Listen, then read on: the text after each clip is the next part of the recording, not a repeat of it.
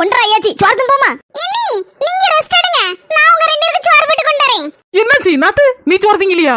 Emmy எனக்கு வயிறு பசிக்கல, நான் போறவ திங்க. இவளுக்கு வயிறு பசிக்கலையா?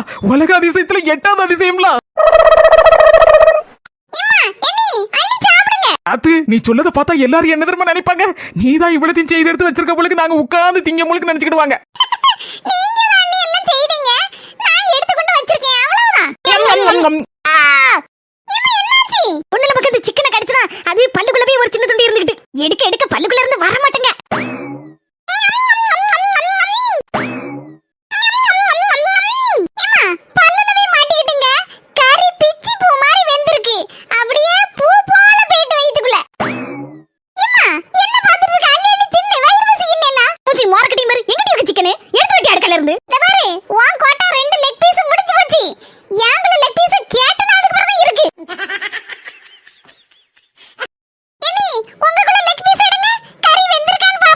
அவள சிக்கன்ல கைய வச்சா மொத டெட் பாடி நீ தாண்டியே.